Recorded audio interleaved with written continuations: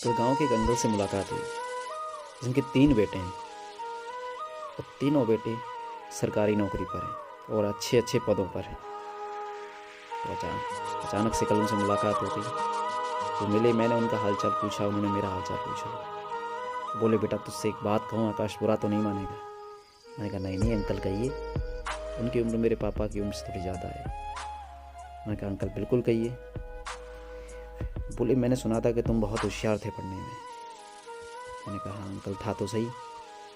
बोले, लेकिन तुमने जो काम किया है उससे तो मुझे ऐसा लगता है कि तुम बहुत ही बेवकूफ़ हो। तुम टीचर ज़रूर हो लेकिन मुझे एक बेवकूफ़ से कम नज़र नहीं आती। मैं हंस गया। मुझे मालूम था कि वो क्या कहेंगे, जो और लोग कहते हैं वही कहेंगे। मैंने कहा अंकल आपको ऐसा क्यों लगता है? बोले कि तुम बाज़ार में पढ़ाई कर रहे थे और मैंने सुना था कि तुमने वहाँ पर अपनी कोचिंग भी खोल ली थी। मैंने कहा हाँ अंकल सही बात है। बोले तो फिर तुम वो बाज़ार छोड़ करके यहाँ गांव में क्यों रहने लगे? क्या ये तुम्हारी बेवकूफ़ी नहीं है? मैंने कहा अंकल आप तो सब जानते हैं कि मेरे दोनों भाइयों का एक्सीडेंट हुआ, जिसमें मेरे एक भाई एक्सपायर हो गए और दूसरे अभी तक ठीक नहीं हुए हैं। मेरे पिताजी पिछले 20 साल से विकलांग हैं, चल फिर नहीं सकते। उनकी सेवा के लिए हर समय एक जना चाहिए।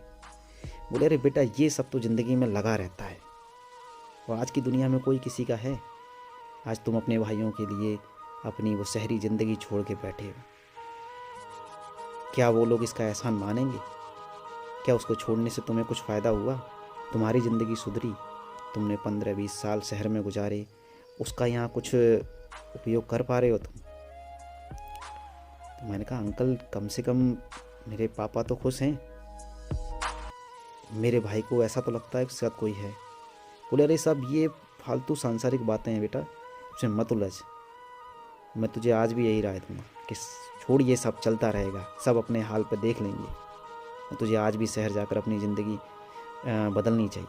देख मेरे बेटों को, बस तीनों बेटे अलग अलग शहरों में अच्छे अच्छे सरकारी पदों पर हैं और जब वो गांव आते हैं तो पूरा मोहल्ला देखता है।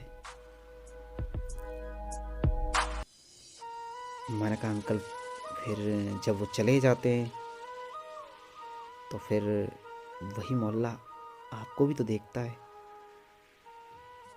बस मैंने इतनी सी बात कही थी। उनके चेहरे पर मायूसी आ गई थी।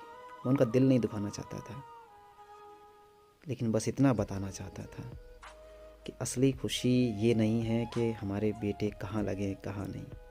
आज वो माँ बाप खुश हैं जिसके बच्चे ज़रूरत में उसके साथ हैं, चाहे वो पढ़े लिखे हों या अनपढ़। तो माँ बाप से भी मेरी यही गुजारिश है कि अपने बच्चों को सिखाइए कि वो ज़रूरत में अपने परिवार के साथ खड़े रहें, ना कि अपने करियर बनाने के लिए परिवार से दूर चले जाएं। और अपने बच्चों को यही संस्कार दीजिए।